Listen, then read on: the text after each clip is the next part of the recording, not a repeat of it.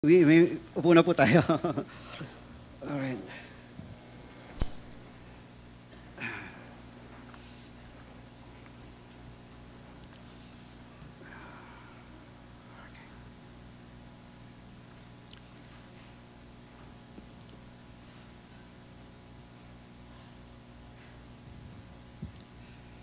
Okay. Praise the Lord. What a way to start this morning, worshiping the Lord, and I just hope that we have worshiped the Lord with all of our hearts.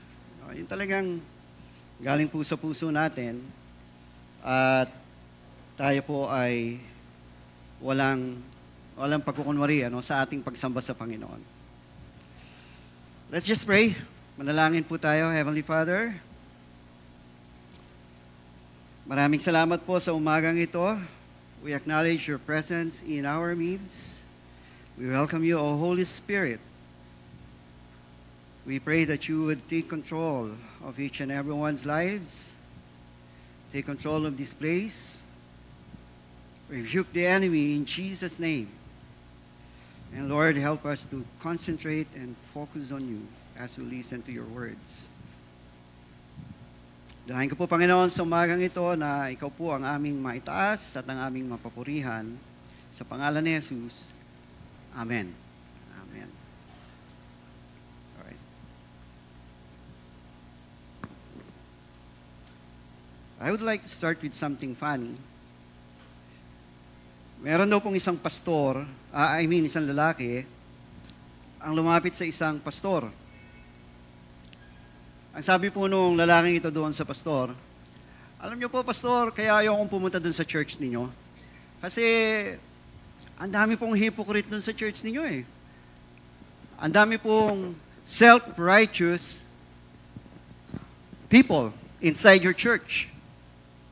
Sabi ng pastor, ganun ba? Sabi niya, join ka na sa church namin kasi marami pang bakante. We need one more hypocrite in the church like you. Ayun, tawa po ako dun sa story na yon. But I also realize that there are truths in that story. Alam niyo kung ano yung mga katotohanan na yon? Ito po yung una. Let's be honest. Let's be real. Sa totoo lang po, marami naman talagang hypocrite sa church. Right? Do you agree? Marami pong hypocrite sa church. Sabi nga nila, kapag naghahanap kayo ng hypocrite, punta kayo sa church. Marami kayong makikita ron. That's the first one. And then the second, ay yung, tama naman yung ginawa ng pastor. And sabi niya, join ka na, marami pang bakante. Kailangan pa namin na isa pang hypocrite or self-righteous person in the church. Tama naman yung ginawa ng pastor. Kasi kung hindi mo sila iimbitahin, kung hindi mo sila papapasukin sa church, paano nila makikilala ang ating Panginoong Jesus?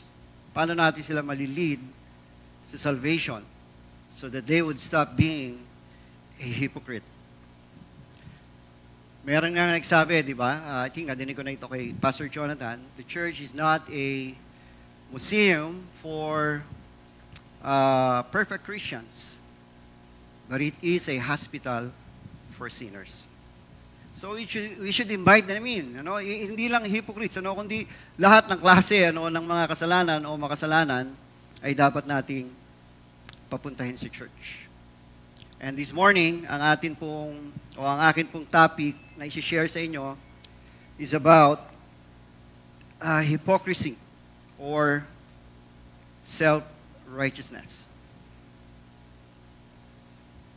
And our text can be found in Luke chapter 18, verse 9 to 14. So if you have your Bibles with you, sampu natin ang ating mga Biblia sa Luke chapter 18, verse 19 or 14, or you can read from the slide.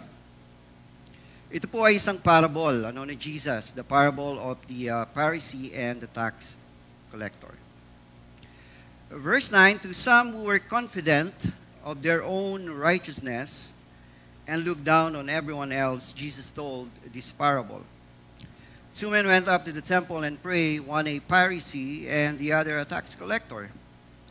The Pharisee stood by himself and prayed, God, I thank you that I am not like other people, robbers, evildoers, adulterers, or even like this tax collector.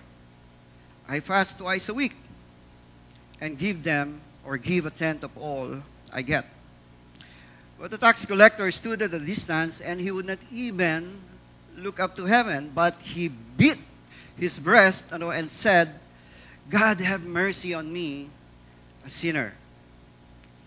I tell you that this man, rather than the other, went home justified before God, for all those who exalt themselves will be humbled, and those who humble themselves will be exalted. So again, the topic po natin this morning is about the sin of hypocrisy, the two-faced believer. Kung bakit po two-faced, maintindihan po natin yan as we go along. Alam niyo po, nung inassign po sa akin ni Pastor itong message na to, nung sinabi niya sa akin, Kuya Noel, siguro it's time for you na mag-speak sa church natin.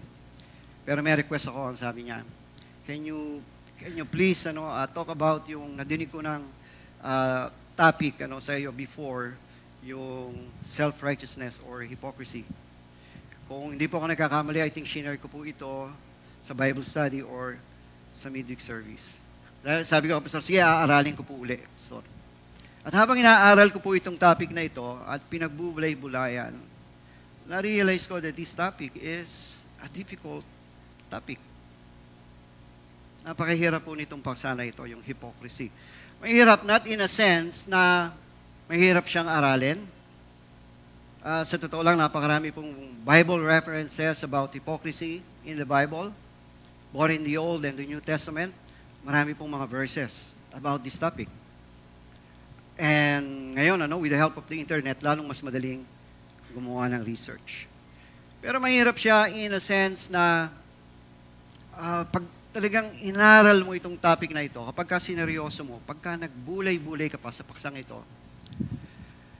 makikita mo, this topic will speak to you so hard, it will bounce back to you. It will reveal who you are.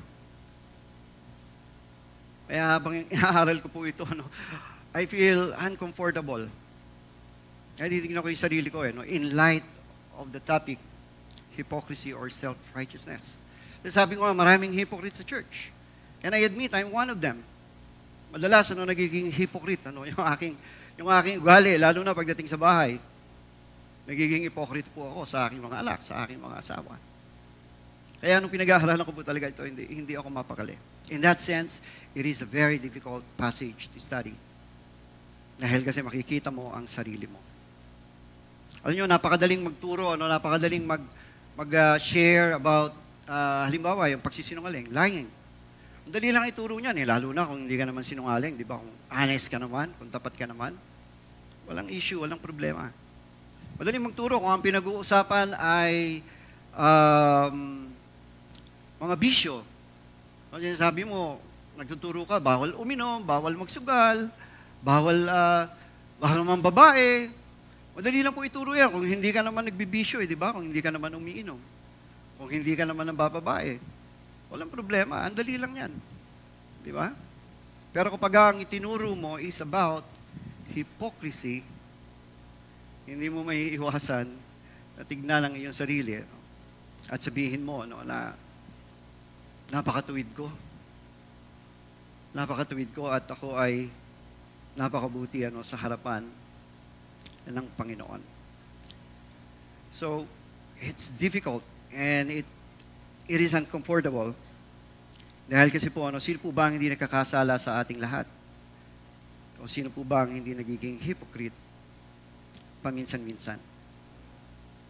And then also, bukod po sa ito ay mahirap na paksa, naintindihan ko rin that this is a very serious sin in the eyes of God. Yung hypocrisy, it's a deadly sin.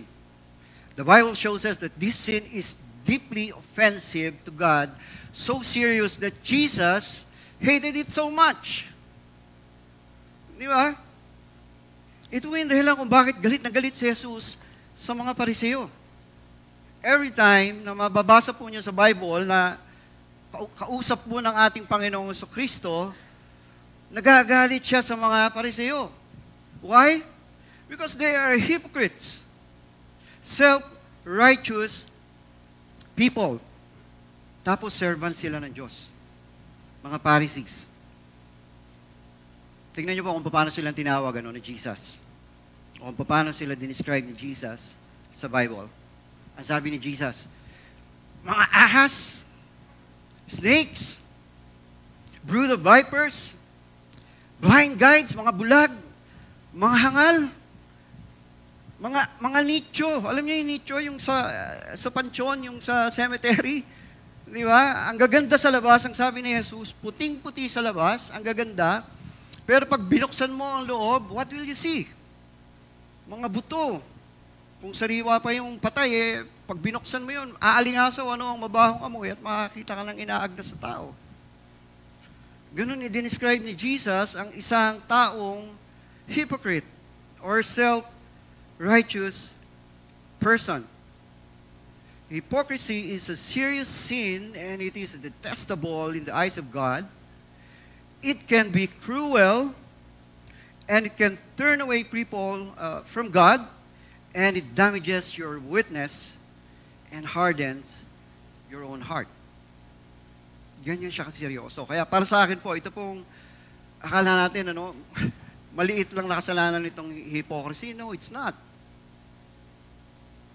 Napakalaking issue po nito kay Jesus. Kaya galit na galit po si Jesus sa mga Pharisees. Ang dami ko na sinabi, hindi ko pa dinidefine kung ano yung salitang hypocrisy or self-righteousness. Tingnan po natin. Hypocrisy is the act of claiming to uphold moral standards or beliefs while failing to live by them. It's a form of pretense or false appearance. Yung hypocrisy daw po ay yung pagsasabi na mayroon kang pinangahawakan o sinusunod na pamantayan or moral standards, and in our case, the Bible. Di ba? Yung pananampalataya natin sa Diyos, yun po yung ating pamantayan sa buhay. Yun po yung ating moral standard.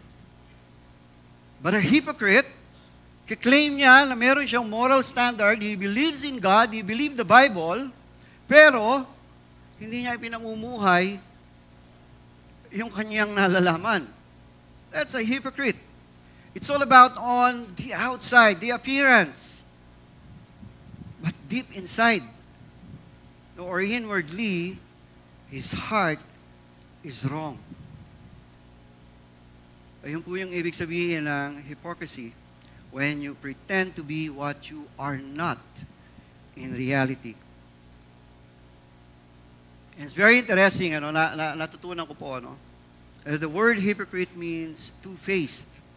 O yung dalawang muka sa Tagalog ay doble cara. And it comes from the Greek theater o yung teatro ng mga Griego kung saan yung mga actors, when they're portraying a character or playing their role, gumagamit sila ng iba't ibang maskara. Minsan kasi, di ba, yung mga plays sa teatro, walang audio, walang salita, puro ano ba tawag doon? Mime, actions, di ba? And to portray yung mga different characters, they would use different kind of mask. Kaya kapag yung pinuportray nilang tao ay masaya, meron silang maskara na ang itsura ay masaya. Pagka malungkot, meron din silang maskarang malungkot. Pagka galit, meron din. Pagka worried, meron din. At napakabilis sila magpalit ng maskara. Kaya ang sabi po, dito daw po, hinango, yung idea ng hypocrite. Kasi marami silang maskara. And I remember Judas. Alam niyo po si Judas? Siya po yung isa sa pinaka greatest ba? Hindi, siguro yung pinaka-talagang example ng isang taong hypocrite. Alam niyo kung bakit? Naalala niyo yung story ni Jesus? It's about Jesus and his disciples. Habang sila po ay nag-fellowship, meron dumating na isang babae, si Mary. May dala-dala siyang pabango. Di ba? At pagkatapos, bigla niya na lang itong ibinuhos sa paanan ng ating Panginoong Hesus at ginamit niya yung kanyang buhok upang punasan yung paa ng ating Panginoong Jesus. Nung makita ito ni Judas, sabi ni Judas, anong pag-aaksaya yan? Sayang yung pera kasi yung pabango napakamahal eh. Nagsabi sa atin sa story na yon, yung pabango ay katumbas ng isang taong sweldo ng isang ordinaryong manggagawa. So it's a very expensive perfume at nung makita ni Judas na ginagamit lang o binubuhos sa paa ni Jesus, sinaway niya. No, yung babae, nag-aaksaya ka. Mabuti pa ang ginawa natin dyan, ibinenta na lang natin yung pabango na yan tapos ibinigay yung pinagbilan sa mga mahihirap. Sa unang tingin, napaka-righteous ni Judas. Di ba? Parang may point. Nag-aksaya ng pera, nag-aksaya ng pabango, nag-aksaya ng pera. Kung binenta nga naman yun, di ba naitulong pa sa mga mahihirap? But you know why Judas is a hypocrite? Despite of saying na mukhang tama naman siya, may point. Kasi ang sabi din po dun sa passage na yon, sinabi ni Judas yun, hindi dahil nagmamalasakit siya sa mga mahihirap. Sinabi ni Judas yun, kasi siya yung treasurer ng grupo. Siya yung umahawak ng pera, at kung makuha niya yung pera na yun, kukupitan niya yun. Pakita nyo? That's hypocrisy. On the outside, he looks very spiritual, very holy, very upright, but on the inside, bulok. It's all for the show. Sabi niya, mali yan, nag-aaksaya lang kayo. But deep inside his heart, sayang yung pera. Makakakupit ako dun. That's hypocrisy, mga kapatid. And that's why Jesus hated it so much. Meron po ako nakitang post sa Facebook. Hindi ko po alam kung billboard ng church. Can we show the next slide, please? Yan. Ang sabi po dyan, a hypocrite is a person who is not himself on Sunday.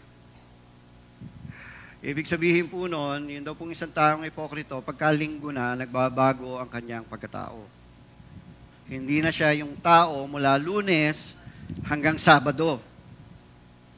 Mula Lunes hanggang Sabado, ang suot-suot na maskara niya ay itim. Kaya meron pong picture na yung tao, dalawa yung maskara niya, meron isang itim, yung isa itim, yung isang puti. From Mondays to Saturdays, puro kasalanan at pagsuway sa Diyos ang kanyang ginagawa. Pag Sunday na, he will change mask. Puti naman ang isusuot niya. Kaya ang sabi doon sa billboard, a hypocrite is a person who is not himself on Sunday. But how do we know when someone is being self-righteous? Can we really tell, or can we spot a hypocrite? Can you click on the slide, please? To show yung yan. How do we show, or how do we spot a hypocrite? The first one, as you can see sa inyo pong outline, they assume moral superiority. Ito pong mga hypocrites o yung mga self-righteous person, they see themselves as spiritually above others. Yun ang tingin nila sa sarili nila. Mas spiritual sila kaysa sa iba. Mas banal, mas matuwid, mas mabait. Yan ba kayong kilalang taong ganyan? Look at verse 9. Look at what Jesus said. Then Jesus told his story to some who had great confidence in their own righteousness. Yung mga hypocrite daw po ay mayroon silang napakalaking tiwala sa kanilang sariling kabutihan. Confident sila, kumpiyansa sila sa kanilang sariling kabutihan. They think they are better or more spiritual than others. Meron po sila yung tinatawag natin holier than thou attitude. Feeling banal at mas nakahihigit sa iba.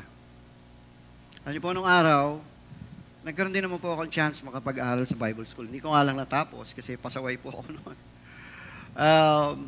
Doon po sa napasukan kong Bible School, hindi ko na po banggitin yung pangalan, isa po sa kanilang policy, and for disciplinary purpose naman, bawal manood ng sine. So habang nag-aaral ka doon, hindi ka pwedeng manood ng sine. Nung araw, daling manood ng sine kasi mura lang ang sine. So yun ay isa sa mga discipline na kanilang ini-impose. Ako pa naman day student pa naman ako, hindi naman po ako nagdo-dorm. Pero I understand, that's a policy.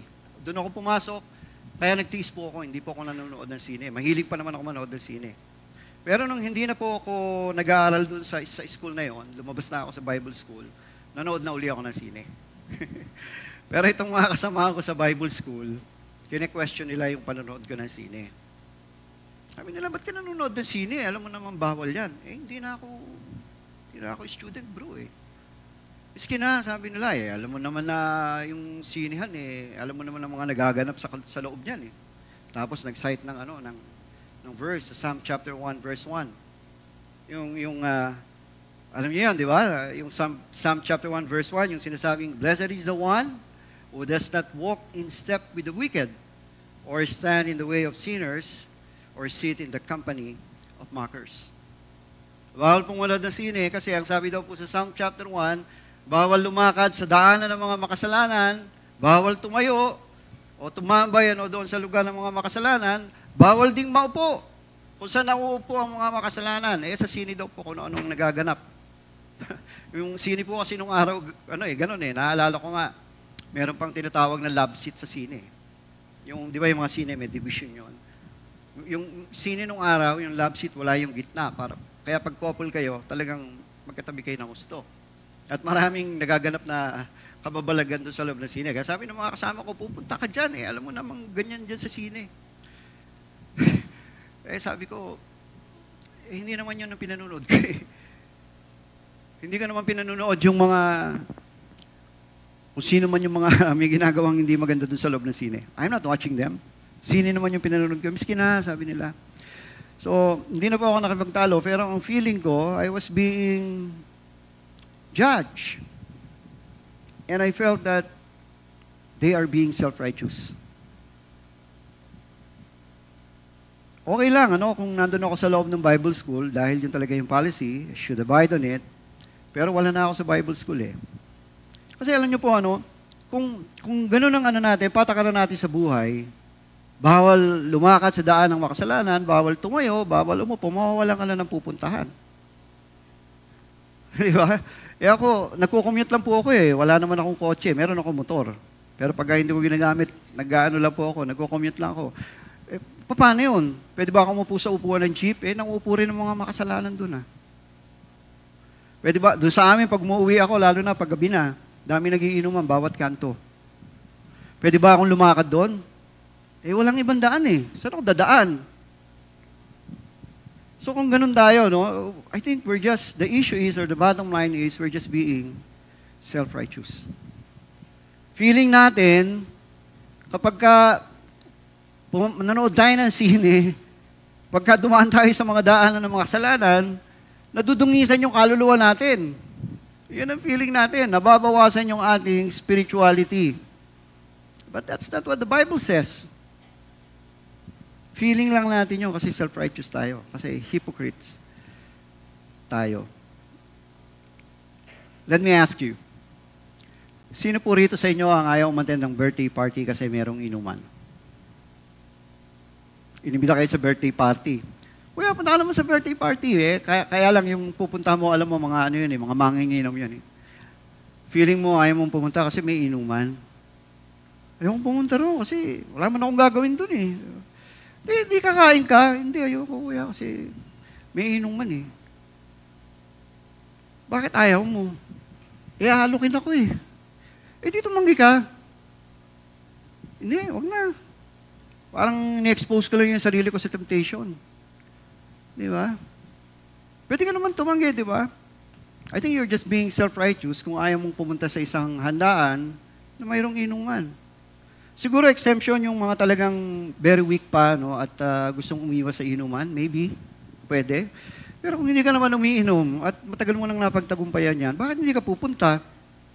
Inimbita ka di ba? Lalo na kung nag-imbita sa'yo, kamag-anak mo, mahal mo sa buhay, pumunta ka. Hindi ka naman siguro pipiliting uminom nun Ayaw mo lang kasi ang feeling mo, madudungisan ang kaluluwa mo. Mababawasan ang espiritualidad mo. Meron pa akong isang itatanong. Sino sa inyo ayaw umattend ng fiesta? Inibita kayo ng mga kakilala nyo. Uy, attend ka naman sa fiesta. Fiesta sa amin Ayaw mong pumunta. Bakit? Kasi alam naman natin kuya na walang sineselebrate dun Ang sineselebrate dun, yung mga patron nila, yung mga rebulto nila, sineselebrate nila yun. Tapos maghahanda, iaalay nila sa kanilang mga rebulto. O yung ano naman, di kainin mo. Ayoko, kuya. Feeling mo again, madudungisan na naman yung kaluluwa mo. Mababawasan yung iyong spirituality, kaya ayaw mong umattend sa fiesta. Ayaw mong pag dinalang ka ng pagkain galing sa fiesta, ayaw mong kainin. Tinatapon mo kasi inalay sa mga inalay sa mga patron yan Kung gano'n ang pakiramdam natin, again, I think you are just being self-righteous and a hypocrite. Kaya ayaw mo. Kasi alam niyo po, sa totoo lang, hindi po ako nagtuturo sa inyo ng mali. Sa totoo lang, matagal na pong resolve ni Jesus ang tungkol sa mga pagkain. Di ba? One time, si Jesus at yung kanyang mga disciples, sinita uli ng mga Pariseo. Sabi ng mga Pariseo, bakit hindi sila naguhugas ng kamay bago kumain? Kasi meron silang batas Si Moises, ipinag-uutos niya, na kinakailangan ugasan muna nila yung kanilang kamay. Otherwise, pag kumain sila na hindi naguhugas ng kamay, they would be ceremonially unclean. Ano yung sagot ni Jesus? Sabi ni Jesus, walang problema yan kung madumi yung kamay nila. Hindi madudungisan ang kanilang kaluluwa, yung spirituality nila, hindi mababawasan. Ano ba yung pagkain? Ang sabi ni Jesus, pag kinain mo yan, tutuloy lang yung sa sikmura mo, makalipas lang ilang oras, ilalabas mo uli yan. Idudumi mo lang yan. Yun ang sabi ni Jesus. Hindi yan na nakakapagparami sa tao. Nakakapagparami sa tao, sabi ni Jesus, yung ipinapasok nating kasalanan sa ating mga puso. That will defile us. So, matagal na pong niresolve ni Jesus yung issue na yan. At tapos, ganun din yung itinuro ni Paul, di ba? Nagkaroon din sila ng ganyang issue sa Corinthian church. Nagtatalo-talo sila kasi yung mga members kumakain ng mga pagkain na inihalay talaga sa mga Diyos na pagano. Kaya sabi ni Paul, walang problema yan, sabi niya. Ganun din ang turo ni Paul. Kainin nyo. Matagal na diniklara ni Jesus na ang mga pagkain yan ay malinis. Ang mahalaga ay meron tayong pagpapasalamat sa pagkain ng mga bagay na yan. So, hindi po yan problema. It's not an issue. And maybe you want to check it out. Makikita po natin yan sa Mark chapter 7, verses 18 to 19, and 1 Corinthians chapter 8, verse 8. Meron po akong naalalang isa pa. Meron po akong kapitbahay. Alam niyo naman, di ba, pag magpapasko, yung mga mayor nagbibigay ng mga pamaskong handog, yung mga syudad. Di ba? Meron isang kapitbahay, kasi natid sa amin yung ticket Pagka nagbibigay ng ticket, ayaw niyang tanggapin. Sabi ko, ayaw ng pamaskong handog. Libre naman ito Anong natanong ko, sabi niya, kasi hindi kami naniniwala sa Pasko. Kaya hindi namin tinatanggap yan. Well, sabi ko, wala tayong magagawa kasi yun ang paniniwala nila. Pero again, what's the bottom line? The bottom line is that they feel, pag tinanggap nila yon, bukod sa naniniwala na sila sa Pasko, they feel na nadudungisan yung kanilang spirituality. Kaya ayaw nilang tanggapin. Sabi ko, ayaw nyo? Bigyan nyo na lang sa akin. Akin na lang kung ayaw ninyo. Di ba? Meron akong kapitbahay na gano'n. Ganon din yung iba, ayaw magninong sa kasal, sa binyag. Bakit ayaw mo naman magninong? Kaya hindi naman tayo naniniwala sa infant baptism Di ba? Hindi naman tayo naniniwala na pwede ng, bautismo ng bata ang pinaniniwalaan natin, dedication. Tsaka yung magkakasal, yung pare, ayokong pumasok sa loob ng simbahan nila, ang dami mga rebulto naman, papasok ka lang sa simbahan, hindi ka naman yata iniimbita para sambahin mo yung mga rebulto nila, di ba? Pag kinukuha ka ninong, Hindi ka naman yata iniimbita para i-convert no, sa kanilang religion. Iniimbita ka kasi malaki ang tiwala nila sa iyo. Di ba? Iniimbita ka kasi si Kuya Noel siguro, magandang example to sa magiging anak natin. O kaya si Pastor Jonathan, no, magandang magpayo to tungkol sa mga problema ng mga mag-asawa. Kaya kayo iniimbita, kaya kayo kinukuha ng ninong at ninang. Hindi dahil para sambahin niyo yung mga ribulto nila. Kaya kapag tumatangi kayo, ano yun? Feeling niyo naman, madudungisan yung kaluluwa ninyo. Babawasan yung spiritualidad ninyo. That's hypocrisy. Wala pong mawawala sa atin kung tayo po ay tumanggap ng mga imbitasyon katulad nito. Alright. Ikalawa, self-righteous people compare themselves with others to feel righteous. Look at verse 11. The Pharisee stood by himself and prayed this prayer. I thank you, God, that I am not like other people, cheaters, sinners, adulterers. I am certainly not like the tax collector. Di ba? Kinumpara niya yung sarili niya dun sa tax collector. Hindi ako katulad niyan. Hindi ako katulad ng iba ng mga makasalanan, mga mandaraya, mga nangangalunya. Yan ang pagmamalaki niya sa Diyos. Alam niyo po, itigil niyo na yung pagkukompare niyo sa iba just to feel righteous. Kasi it's useless. It won't work. Kahit sabihin niyo pa sa Diyos na mas mabuti kayo kaysa sa kapwa niyo, it won't work. And you know why? Kasi ang standard ng Diyos, hindi yung standard natin. Sa tuwing ginagawa mo yan, pinapalitan mo yung standard ng Diyos about righteousness into your own standard. Ano bang standard ng Diyos tungkol sa righteousness? His standard is holiness. Kung tutuusin nga, perfection eh. Tapos sasabihin mo, okay na ako, mas mabuti ako sa kapwa ako.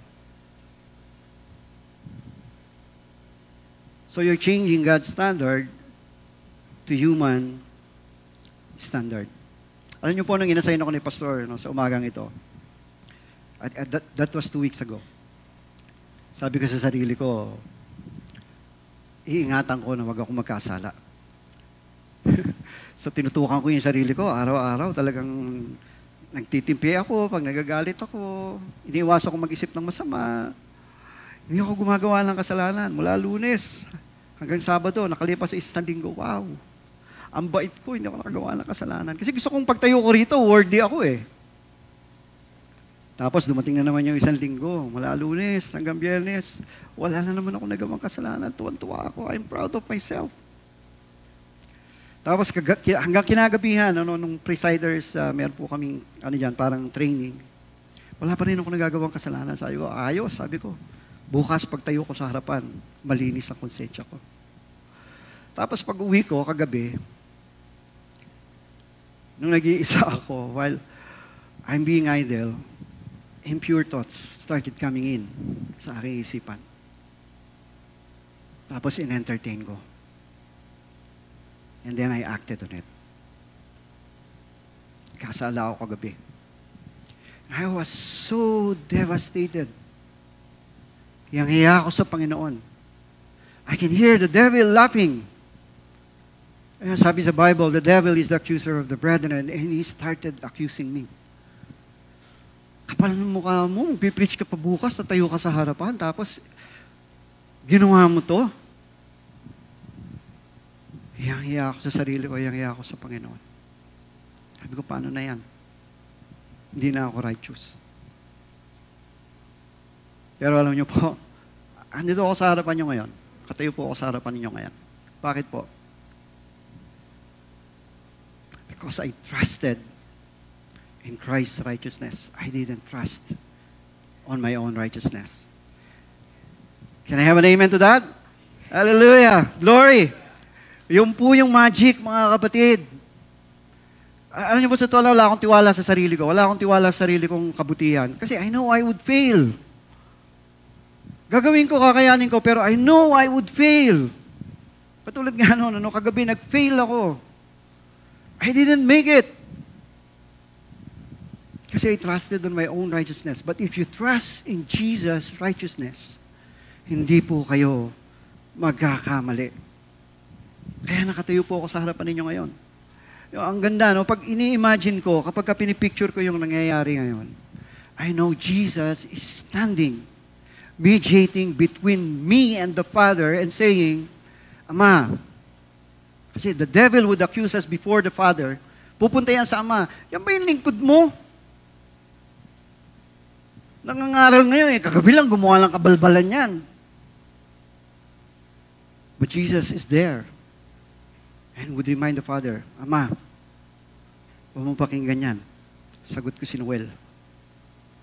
Noel, preach ka lang dyan. I got your back. Preach ka lang. Namatay ako para dyan, Ama. Matagal ko nang tinubos ang kanyang mga kasalanan. And that's why I can stand before you. Hindi po ako nahihiya.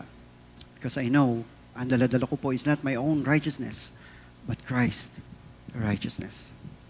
At kung nakasuot po sa inyo ay ang katwiran ni Jesus, matuwid po tayo sa harapan ng Diyos. Ayan po.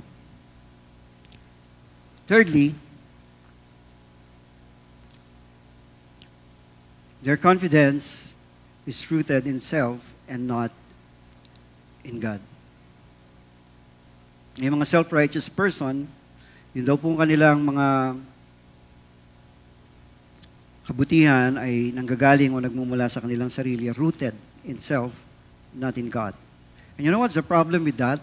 Pagka ang inyong righteousness ay rooted sa inyong kabutihan, look at what Isaiah have to say about it.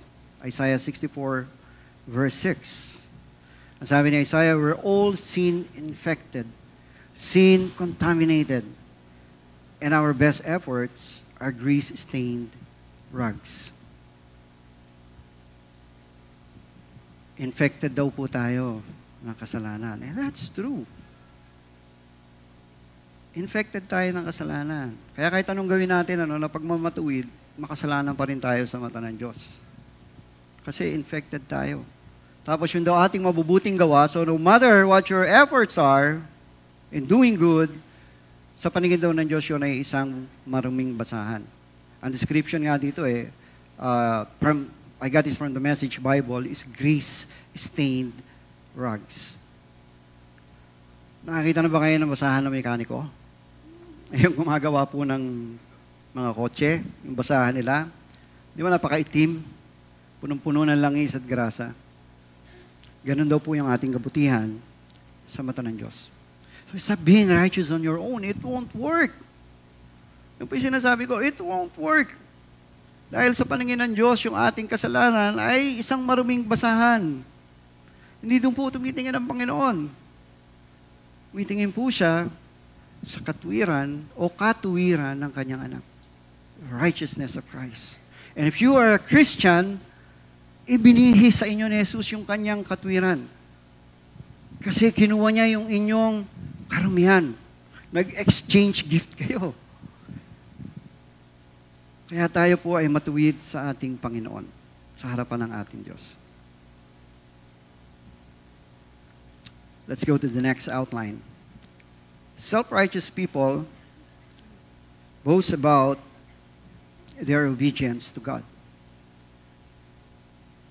Ito po ang isa sa mga katangian nila. You will know them because they always boast about their obedience to God. They highlight their good deeds to justify themselves. Look at verse 12. Pagmamalaki nung Pharisee, I fast twice a week and give you a tenth of my income.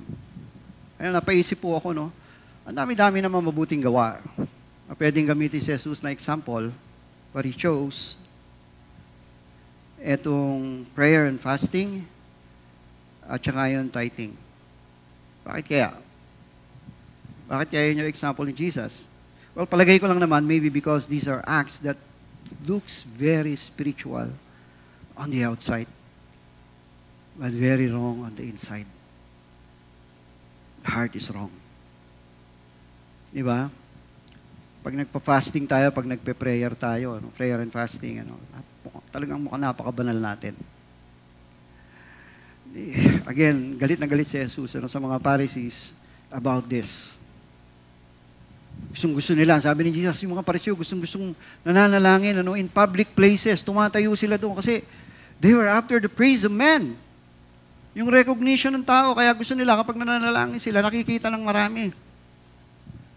Kaya sabi ni Jesus sa kanila, sige, manalangin kayo, pero tandaan nyo ito, wala na kayo reward sa heaven. Kasi you have already received your reward dito pa lang sa lupa. Kinolekta nyo na yung papuri ng tao. Diba?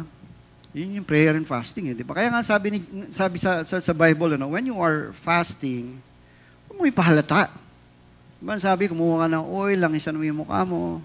Ibig sabihin, parang hindi ka magmukhang haggard, parang hindi ka mukhang hindi ka magmukhang, yun nga, nagpa-fasting. Dapat nga walang makaalam di ba? Pero, gano'n naman tayo, di ba? Gusto nating ipaalam, prayer and fasting tayo. Even tithing, di ba? Bakit tithing ang pinili ni Jesus? Kasi pag nalalaman ng iba na nagtatites ka, super naman to ang bait naman ito ni kapatid. Nagmamalasakit sa Panginoon sa kanyang mga gawain. Sabi ni Jesus, huwag mo na ipagmalaki. Huwag mo lang ipaalam sa iba, kung ginagawa mo man ang mga bagay na yan. But self-righteous person always boasts about their good works.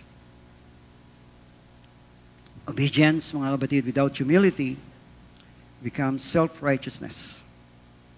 And when obedience turned into self-righteousness, it is no longer worship.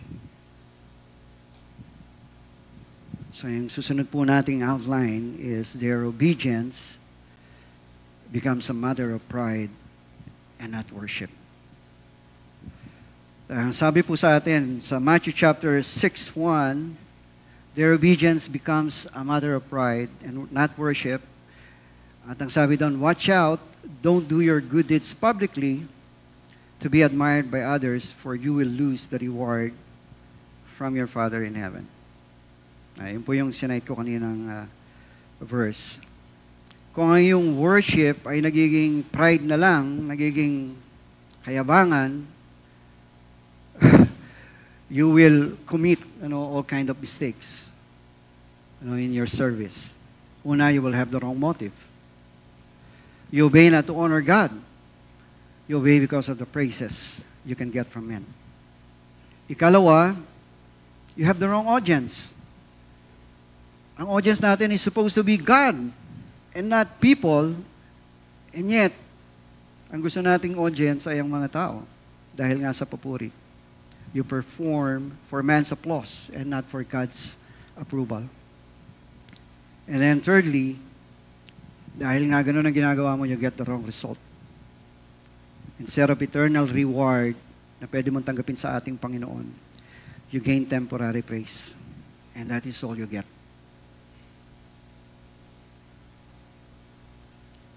Thirdly, they serve not because they love God, because they love themselves. They love the praises of men instead of the approval of God. Look at verse 14. Sabi ni Jesus, for those who exalt themselves. Yung mga taong tinataas yung kanilang mga sarili, ay ibababayan ng Diyos.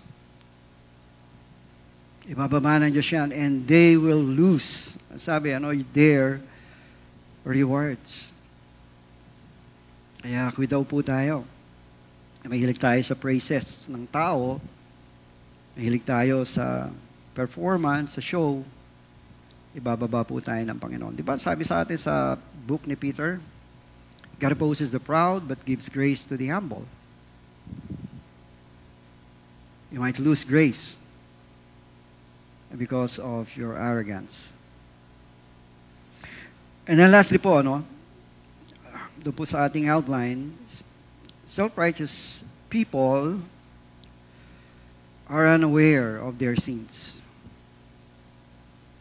Hindi nila alam na sila rin ay makasalanan. In verse 20, Actually, in Matthew chapter 10, verse 20, I'm sorry, got this from other passage in the Bible. Ito yung story ng the rich young ruler. In Matthew chapter 10, verse 20, ang sabi ni Jesus dito ang sabi ng rich young ruler kay Jesus, he was actually asking for eternal life. Sabi niya, "Good teacher, how can I receive eternal life?" Yun po yung pinag-uusapan nila. Tapos ang sabi ni Jesus sa kanya, gawin mo ang lahat ng sinasabi ng kautusan. Particularly yung 10 Commandments. And this young rich ruler said, "I have obeyed, kept carefully, guarded all these things since I was a boy." Yun yung pagmamalaki niya. Panginoon, nagawa ko na lahat yan eh. Antindi, no? Sabi niya kay Jesus, nagawa niya na lahat ng kautusan simula nung siya pa ay isang bata. The rich young ruler was not rebellious. In fact, he was religious. Pero sa sobrang focus niya sa sarili niyang goodness, hindi niya nakita yung kulang sa kanya. Kala niya, okay na siya sa Panginoon. Kala niya, good shot na siya. Kasi, ang bait-bait ko, nasunod ko ang buong kautusan. Pero meron pa rin nakita sa kanya si Jesus Christ. Di ba? Sabi ni Jesus Christ, just a test. Sige, sabi ni Jesus Christ, ibenta mo ang lahat ng mga ari-arian mo and then you follow me. Jesus was actually after his heart. Pero nung madinig ng lalaki ito, alam niyo yung nangyari? Namanglaw po yung mukha niya. And then he turned away, leaving Jesus, and did not receive eternal life.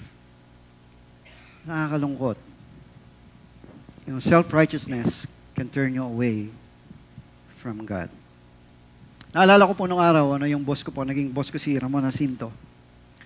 Yung isa po sa mga manager namin, nung nagkikwentuhan kami, hindi ko matandaan eh. Hindi naman ako nag-umpisa ng usapan, pero nauwi sa tungkol sa Diyos. Ang sabi nung boss ko, basta ako, sabi niya, alam ko, doon ako papunta, tumuro pa sa taas eh. Doon ako papunta sa langit. Alam niyo bakit? Sabi niya kasi, wala man akong ginagawang masama, mabuting tao. Wala akong tinatapakang ibang tao. Kaya alam ko, tatanggapin ako doon sa langit. And that is sad. Relying on his own righteousness. Hindi ko nga alam makontra eh. Kasi boss mo yun eh. Di ba? Pero I know, mahirap kontrahin eh. Pero I know where he's heading. Pagka ganun ang kanyang pamantayan sa buhay. Relying on his own righteousness. You see, claiming moral perfection shows you are spiritually blind. Not realizing your own sins against the Lord. Yun ang isa sa mga problema if you are self-righteous. Hindi ka lang napapalayo sa Panginoon, kundi nabubulagan ka sa iyong katotohanan. Sa iyong spiritual condition. Nabubulag ka. And then, secondly, they see no need for God's mercy and forgiveness. Tingnan niyo yung sinasabi sa verse 18. Sabi again ng Pharisee, I am certainly not that tax collector. He was comparing himself to the tax collector. At ang sinabi niya, hindi ako katulad niyan.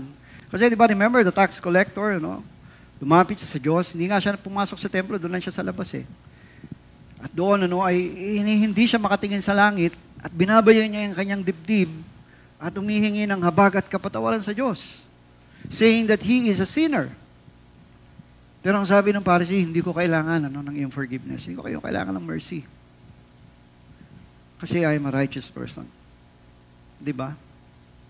So, ganito ang nangyayari sa mga righteous or self-righteous person.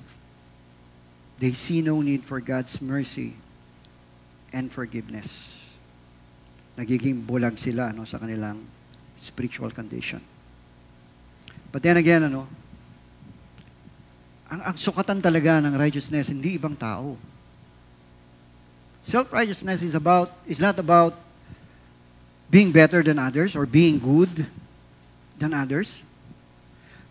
Righteousness, not self-righteousness, but righteousness, Righteousness is about being right with God. Yun po yun. Ang sukatan natin, ang standard natin, not our own righteousness. I will always emphasize that. Yung righteousness natin, basahan lang sa paningin ng Panginoon. Yung righteousness natin, inconsistent yan. I'm telling you, believe me, you will fail. If you rely on your own righteousness, you will always fail. But if you rely on Jesus' righteousness, you will never go wrong. Ang standard po natin, ng righteousness, si Jesus. Hindi ibang tao, si Jesus. So yan, napakaganda ng ginawa ni Jesus para sa atin. Kasi alam niya, hindi natin kayang mamuhay ng matuwid. So what He did, una, bumaba siya mula sa kalangitan, He lived our lives for us. Ipinamuhay ni Jesus ang buhay ng sangkatauhan, matuwid at walang pagkakasala. Di ba si Jesus hindi nagkasala? So yun yung unang ginawa niya. He lived a sinless life for us. Kasi hindi natin kayang mamuhay na walang kasalanan eh. And then nung nagawa niya na yon, He died on the cross for you. Para bayaran ang inyong mga pagkakasala. Para tubusin kayo. At hindi na kayo mapahamak. Hindi kayo mahiwalay sa Diyos. That's what He did. Tapos ang kahuli-hula ang ginawa niya, alam niyo kung ano? Hinubad niya yung kanyang pagiging matuwid at ibinihis niya sa atin. Hallelujah. Binihis niya sa atin yung kanyang pagiging matuwid, yung kanyang righteousness. That's what He did. Yun ang nangyari sa krus. Hindi yung namatay lang siya tapos nabuhay siyang muli.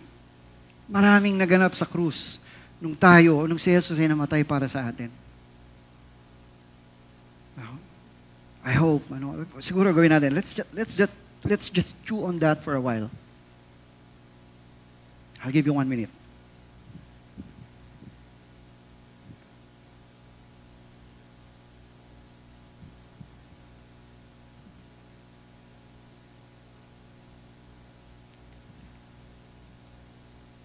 Thank you, Jesus. Hallelujah. Thank you, Jesus.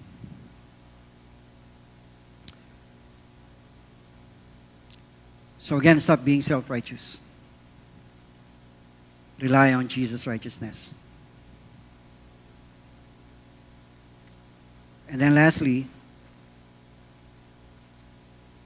ito nga yung sinabi ko kanina, their self-righteousness or self-righteous people blinds them to their true spiritual condition. In Revelation chapter 3, verse 17, meron ganitong sinasabi, you say, I am rich, I do not need a thing, but you don't realize how poor, how blind, and naked you really are.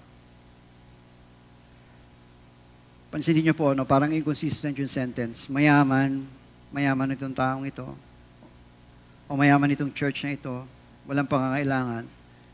Pero ang sabi, you don't realize you are poor, you are blind, you are naked. Kasi hindi naman talaga physical things or material things ang tinutukoy dyan. Ang tinutukoy dyan ay spiritual things. Kaya sila bulag. They are spiritually blind. They are spiritually naked in the eyes of God. Self-righteous people think they're okay. And they don't see what God sees. They feel they are full, but in reality, they are spiritually bankrupt. They are blind, but they claim to have vision. Self-righteousness is like a blindfold. A blindfold, tabing sa mata. It makes you think you're close to God when you've already drifted far away from Him. Kahuli-huli yan mga kapatid. Let's just talk about this. Yung cost po ng hypocrisy. Meron pong cost ang hypocrisy. Ang sabi po sa atin sa verse 14b, those who exalt themselves will be humbled by God. Unang-una po mangyayari sa inyo, if you are a hypocrite person, God will expose your arrogance. God will expose your hypocrisy. Maaaring sa ngayon, hindi pa nahahalata yung tunay ninyong pagkatao, but time will come. God will expose it. Ilalantad ng Diyos ang inyong hypocrisy. And then, after that, He will correct or brings discipline.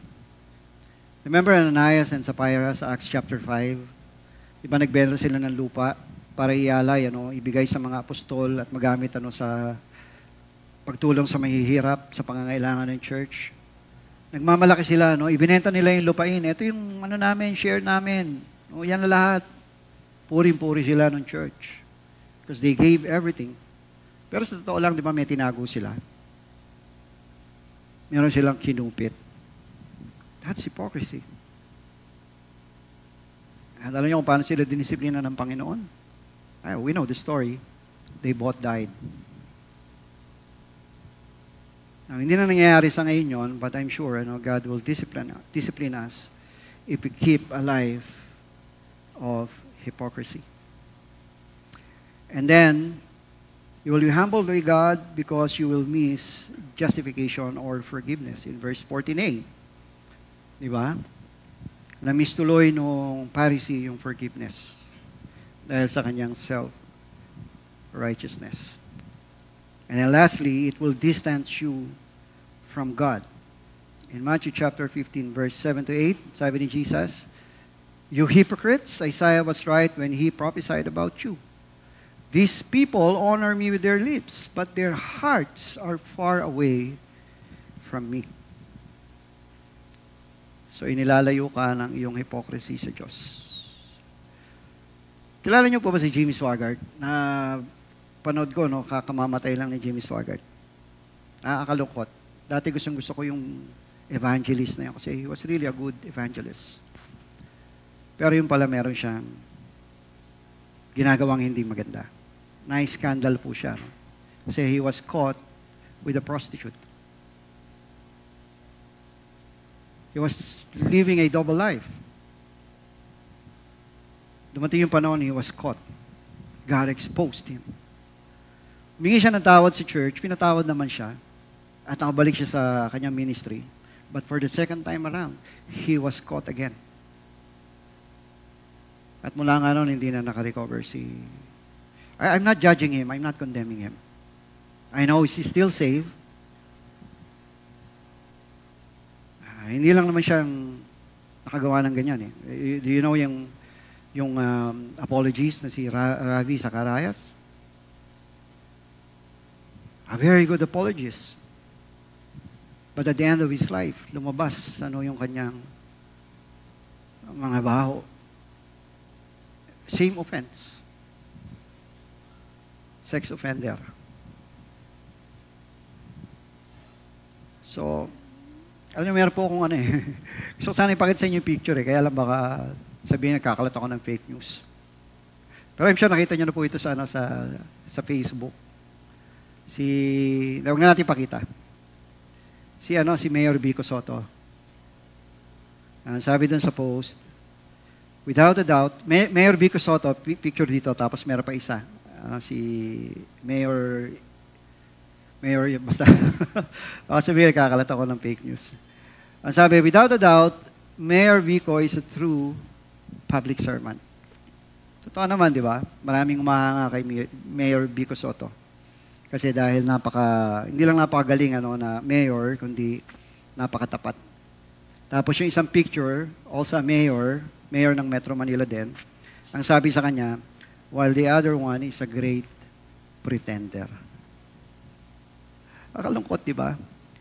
No doubt, Mayor Vico is a true public servant, but the other one is a great pretender. People can see through us. Maaaring hindi ngayon, pero darating yung time. They will find out.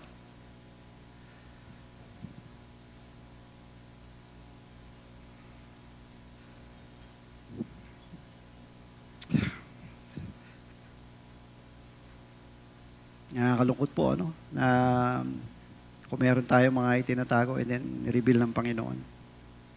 Pero ang ma-i-advise ko lang po, sa bawat isa, just Don't trust on your own righteousness. Trust in Jesus' righteousness. You will never go wrong. Let me end up with a challenge. Basahin po natin ito. Can you show it? Is my private life consistent with my public faith? Consistent po ba yung ating private life sa ating pananampalataya? Let us not just look good on the outside, serving, giving, or attending church, while hiding sin, bitterness, or pride on the inside. Psalm 51:6, God desires the truth in the inward parts. Hindi lang interesado ang Diyos doon sa ating panlabas na ipinapakita. No? He's more interested in the truth inside us. He sees through mask and titles, and He's looking for people who are real, humble, and repentant. Shall we pray? Tayo po'y manalangin. Panginoon, maraming salamat po sa araw na ito. Hingi po kami ng tawad, Panginoon, if ever we have commit yung sin, Panginoon, ng hypocrisy. Show us, Panginoon, if we have this kind of sin that we have been living for a long time. We don't want this. Forgive us and cleanse us from this unrighteousness. Remind us, Panginoon, always, O Holy Spirit, mag-ingat po sa aming pamumuhay as the world is watching us.